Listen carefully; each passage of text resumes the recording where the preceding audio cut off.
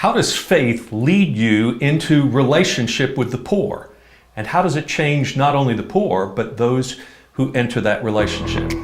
We'll be talking with Larry James, CEO of CitySquare, about just that on Good God, coming up.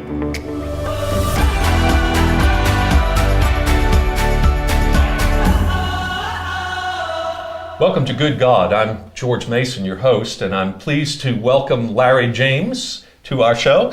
Larry, good to have you with us. Thanks, George.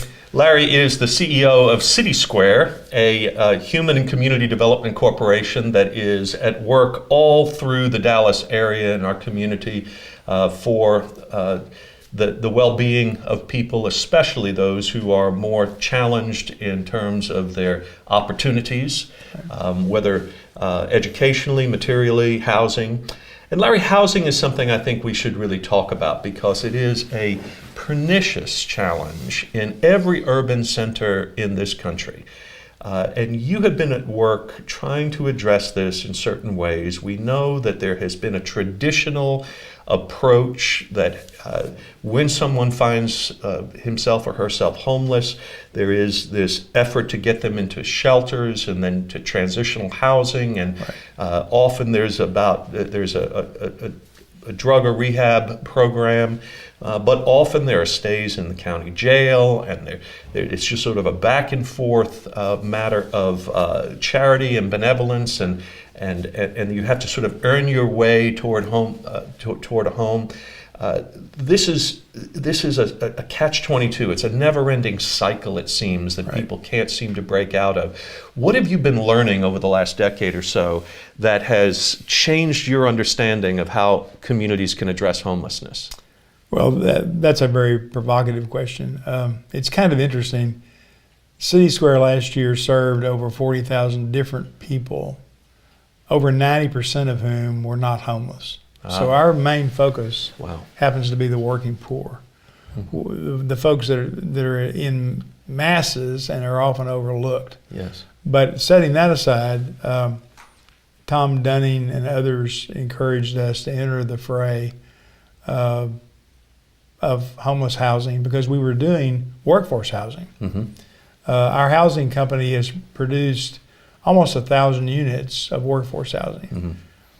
We shifted slightly, or I guess you could better say expanded our focus to include some homeless issues, and we have learned a lot. We now have over 700 units of housing devoted to formerly homeless people and in permanent supportive housing units. They're scattered all over the city. In some cases, we have concentrations of maybe 30 units in a 500 unit development. Mm-hmm. 25, 10, some single folks in different apartments. So we've been working now for almost a decade to understand this problem. Let me stop you there just in order to define terms a little bit. Yeah. You've used language of workforce housing, sometimes called affordable housing, and you've used the term permanent supportive housing. So as I understand it, Dallas is a city that lacks about 30,000 units of affordable housing. Is that still that's number? That's what City Hall says. Okay, so you think it's even more than that? Could be more than that. It's hard to measure. So when people are trying to understand that, try to imagine that what we're talking about here is people who are actually having jobs. They work often for minimum wage or a little bit more than that, and their families just barely can make enough to meet their bills and sometimes can't. But in order for them to rent an apartment, to have a place to live, it takes so much of their income to find a place that often what happens is they have to leave the city, and then they need a car because they don't have public transportation. That car may not have insurance. Then there may be issues with regards to a child gets sick and there's no support. So we have a kind of flow of problems because the people who work in a certain area can't live in that area. Correct. And so the idea is, how do we have different levels of housing within the urban center? Correct. And we are lacking that particular thing. Huge problem. It's a huge problem, and it's one that I think our council has tried to address with developers requiring that a certain amount of affordable housing be included in new projects and things of that nature, but it's really difficult to accomplish, isn't it? With varying degrees of success, has that policy been fulfilled? Right. Yeah. There's a lot of pressure about increasing property values and making sure that people feel safe in their neighborhood, and people having sometimes rational and sometimes irrational fear about all of that. And, you know, one of the things we've discovered is the hourly wage required to lease a livable, underline livable, one-bedroom apartment is almost $17 an hour. Yeah.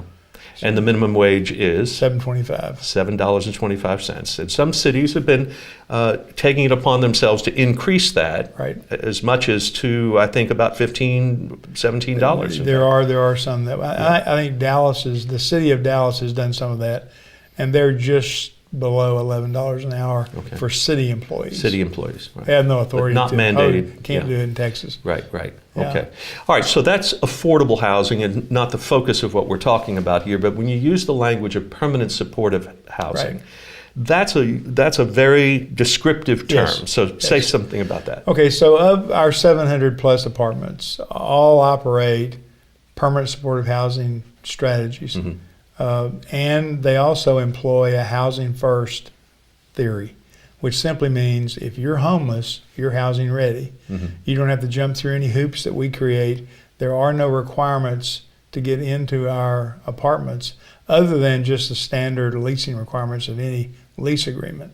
And we waive criminal backgrounds in many cases in some of these apartments. People do really well once they're housed. So that's our basic philosophy: housing first, not transit. We don't have any transitional housing units. Okay, so let me be the offended person who says this is contrary to American meritocracy, to the idea that every person should be personally responsible and earn the right to have anything, that no one is owed by their neighbors a house or a job or something of that nature.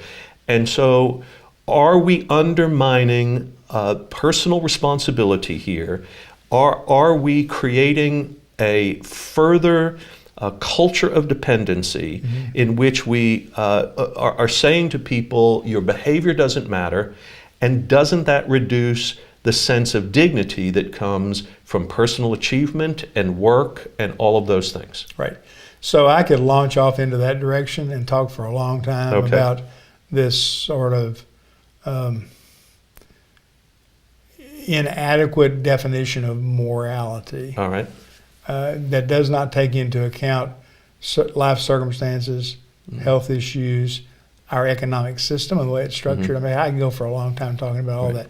But when people say that sort of thing to me, I try to shift to the economic argument, which is really underneath a lot of it. And I state a fact, and I ask a question.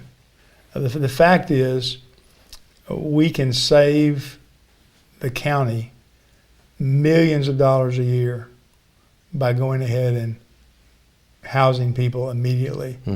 Because once we get them housed with a permanent supportive housing strategy, we can reduce their admissions to the ER. We can begin to work with them at their decision on their issues, whatever they might be. We can stop all the trips to jail, and I'll say more about that in a minute, but that's a fact. The question is, would you rather have homeless people, like you've described and like you understand them, would you rather have them on the sidewalk or in my building? Well, so I'm saving the county money. Especially if it's economically beneficial to the taxpayer. So the county has a list of the 300 most expensive consumers of services in Dallas County among the homeless, 300 names. Those individuals average costing Dallas County over $42,000 annually per person. Per person. And that's because of the cost of jail and the cost of ER visits. Correct.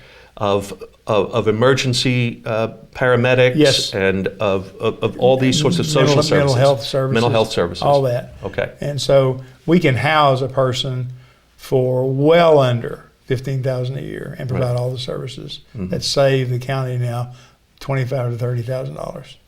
Okay, so when it's a housing first understanding, you take a person who is chronically perhaps dealing with mental health issues, often bipolar or schizophrenia, these sorts of things.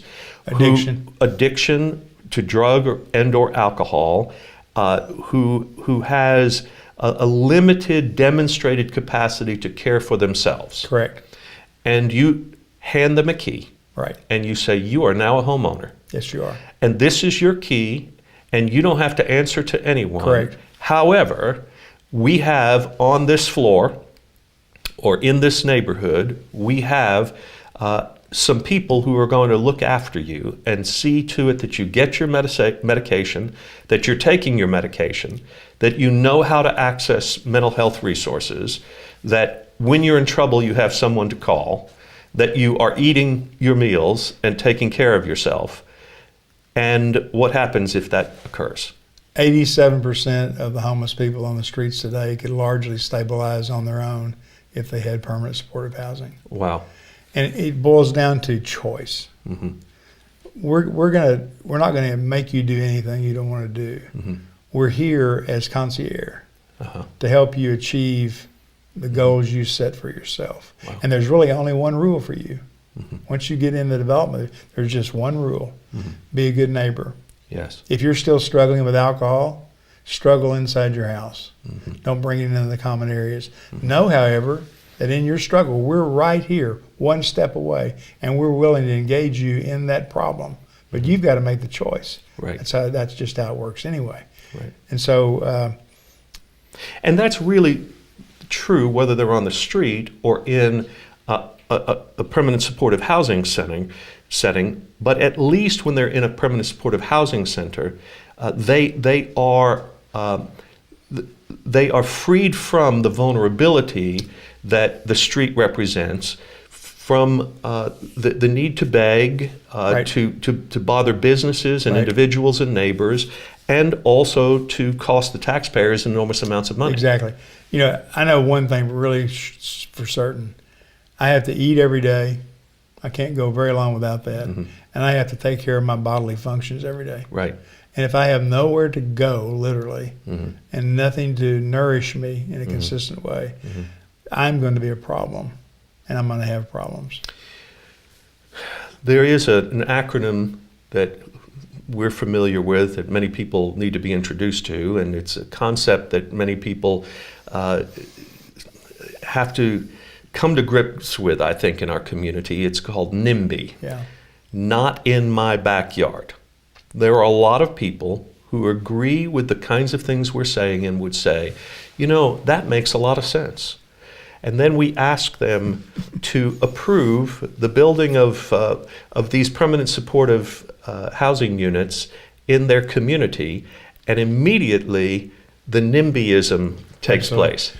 That's right. So in almost 25 years, we have never done a housing intervention, either through leasing or through construction, where we didn't have a fight over that, what you just described. Right. We've been run out of more neighborhoods than you can imagine, with just even the idea. Right. I understand that the idea is rooted in a lack of understanding, a lack of experience, a lack of exposure. One of the things that drives our gaps that we mentioned earlier in this community really has to do with not knowing one another. Once you get to know Blue or Terry or Donna, you have a different conception of who homeless people are. Right. They are human beings with names and stories just like ours. Exactly. And so let's pick that up after the break. We're going to talk a little more about City Square again. Good. One of the challenges we face in the fight against poverty is that it is such a big, broad problem that it can be overwhelming to people. Can I really make a difference? Is that something I can really impact? And the answer is yes. My name is John Seibert. I am President and Chief Operating Officer at CitySquare. The mission of CitySquare is to fight the causes and effects of poverty through service, advocacy, and friendship. The service takes the form of about 17 different programs. Advocacy takes the form of different forms of community organizing and really speaking up for neighbors in poverty. And then really the key, the secret sauce to who we are at CitySquare is friendship. CitySquare is really in the people business. And so our fight against poverty is all about relationships and investing in people. There are no clients, there are only neighbors. And we're all in this together as friends and in community as one. And so I think when we focus more on recognizing our shared humanity, that's when poverty doesn't stand a chance.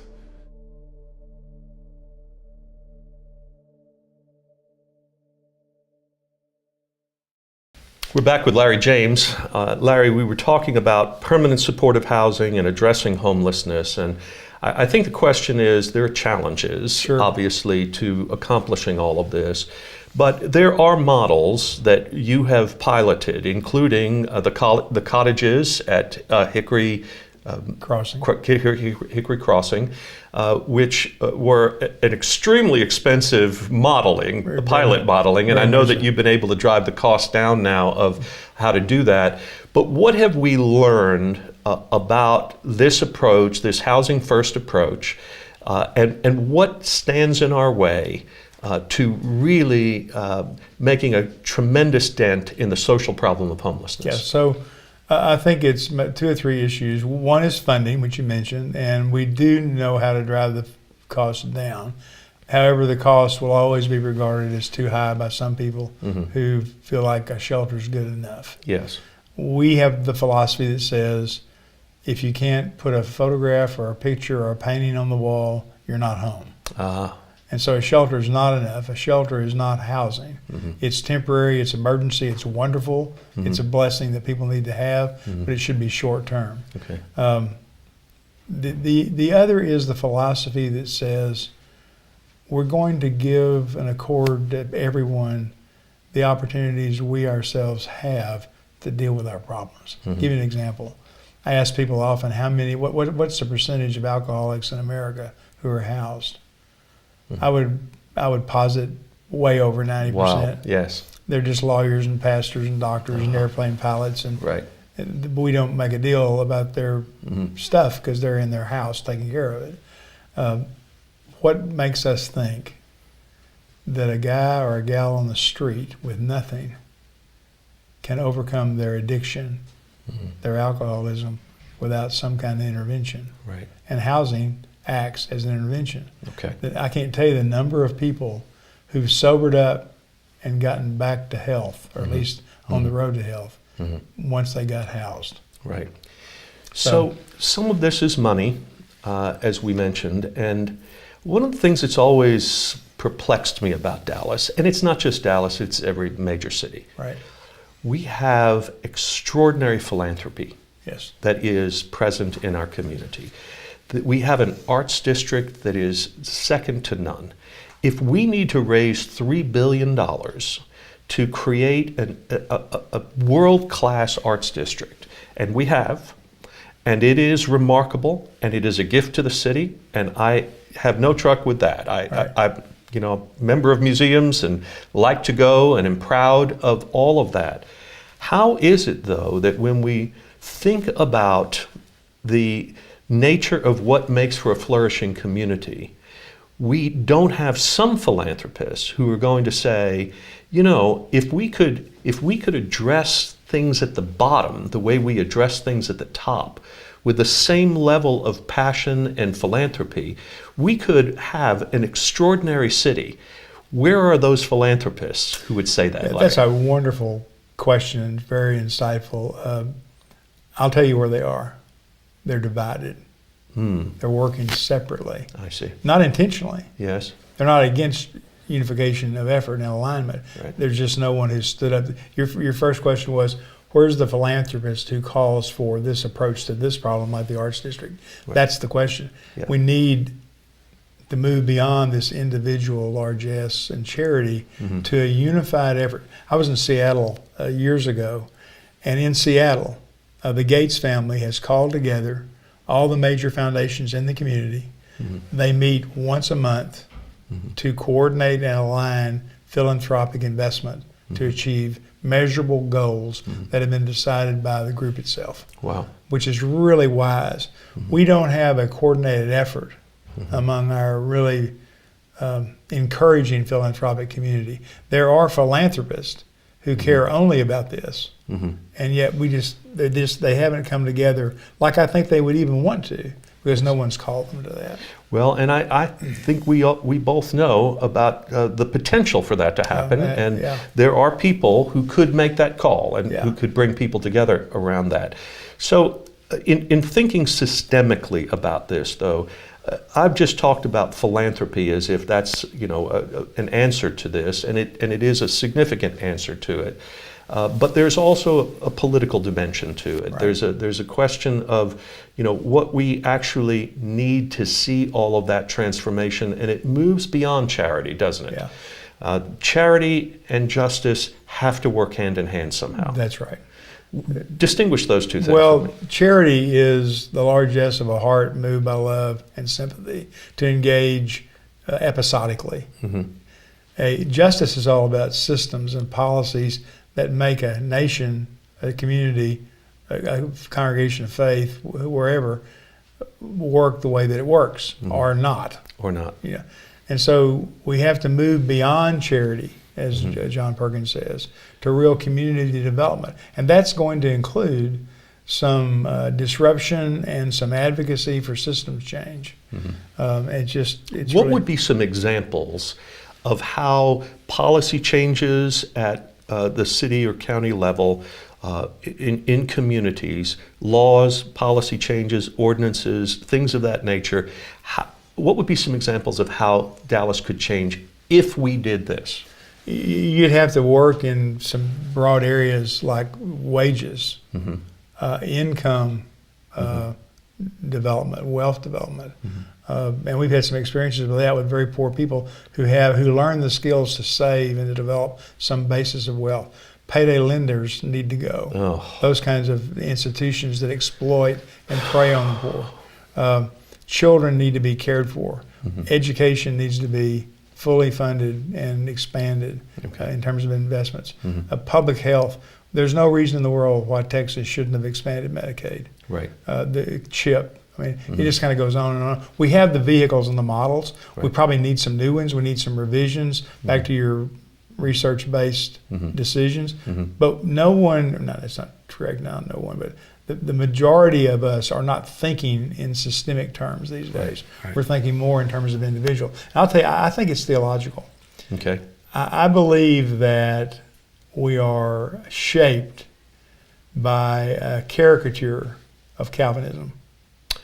Calvinism, just describe that a little more. Well, the idea that there are an elect, right? And the evidence or the mark of election is, guess what? Wealth. Wealth, yes. That's historically been. And so, in other words, if I'm doing the right thing, God will prosper me. Exactly. Which the corollary is, if I find myself in poverty, I must be doing the wrong thing. Yeah, exactly. And I am the wrong person. Yes. I'm on the wrong side of that great divide. Yes. When in Matthew 25, Jesus turns all that upside down, really, doesn't he? Yes. And he says, I am, in fact, these people you consider to be less. Right. Right. And so it's part theological. It's always been curious to me that poverty would grow in Dallas at the rate that it's grown while the economy is booming and while we have a church or a faith community virtually on every corner. Yes. The Urban Institute issued a study in the last month that ranked 274 cities on several axes of inclusion. So there was a study that measured the inclusivity of cities in the United States. 274 cities were analyzed. Dallas finished 274th out of 274. Wow. So we have work to do here in terms of including one another in these discussions to change the system while we are maintaining our charitable hearts and our openness to one another. Wow. I think one of the hopeful things I see about that is that there does seem to be a new generation of religious leaders that is calling attention to this, that is willing to step up and say this is not acceptable in a city known for its faith communities. Right. That And its wealth. and its wealth, absolutely. And I think on the other side of that too, we're seeing that the city has recognized that if you want to attract a company like Amazon, for instance, for its second headquarters, they are looking at these kinds of things to see how do people at each economic stratum live. What's the quality of life in a city? And we seem to have judged Dallas historically on the basis of how many billionaires we're making, Right. of how much wealth we're creating, without looking at the total sense of community Right. and what's taking place there. So my hope is, at least, that some of these factors economically are going to drive us to pay better attention to that, because it's going to be otherwise a continuing decline or increase in that wealth gap that exists. Yeah, that's absolutely correct. Yeah. So Larry, what are some of the greatest challenges you think Dallas faces now? You just mentioned this quality of life one. Okay. We've talked about homelessness. We've talked about some of the investments that need to be made. If you were to say, Dallas is my home, this is the place I live, my faith calls me to be involved in this, as we know it does, and people are watching this and listening to this, what would you say is crucial that if we could turn this in Dallas in the next decade, what would you say would be important? We need to double down on our efforts in public education. Public education. To give the children that are in our schools a chance to really succeed. Yes. But we must understand that their low performance in standardized testing that gives us this data we need is linked more to poverty than any other factor. The children of the poor have many, many, many times fewer experiences than the children of the rich. Yes. And I've got story after story after story that validates that. And the quality of education in DISD, for example, I believe have evidence and just anecdotal citing that it's improving. It's improving dramatically, absolutely, improving and some of dramatically. that's due to volunteers who come in, some of that's due to changes that have been made in how teaching staffs are assigned and managed and all the rest. But we need to do more of that. And at the same time, we need to figure out ways to bring ordinary, common day experiences. There needs to be an experience quotient figured out so that my grandchildren and all their wonderful experiences are not far, far ahead of the children of the poor simply because my grandchildren can afford the experiences they can't. I think that this is one of the places where I hope conservatives and progressive people who are having conversations about this can learn to find some common ground. So education is crucial for everyone. You talk about the greatest deficit being poverty. Yes. Most of my conservative friends say the greatest deficit is in families, and in terms of family involvement, investment, moral foundation, those sorts of things.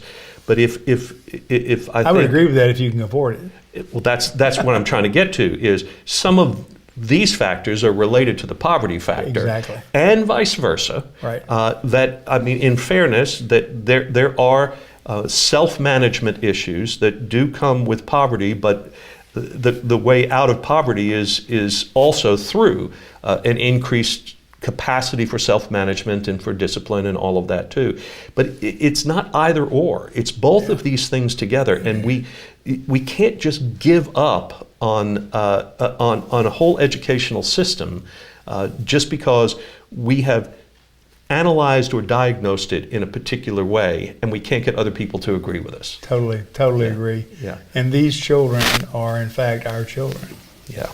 And if one of our children is not doing well, then we all need to rally and figure out what we can do to help that child succeed. I think if we could have the idea that, yes, my children are my children and I love them particularly because they are my children, but because I am a child of God, there really is no such thing as other people's children. That's exactly right. Yeah. Larry, thank you so much for thanks for having all me, you George. do. I appreciate you more than you know. Thank you. Okay.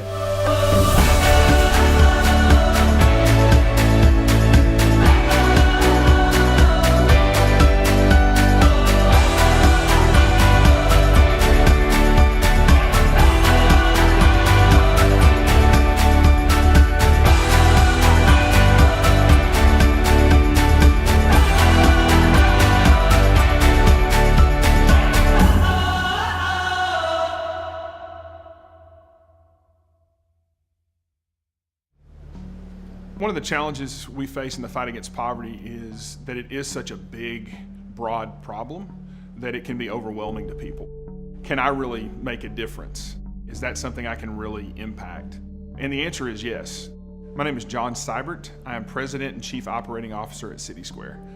The mission of CitySquare is to fight the causes and effects of poverty through service, advocacy, and friendship. The service takes the form of about 17 different programs. Advocacy takes the form of different forms of community organizing and really speaking up for neighbors in poverty.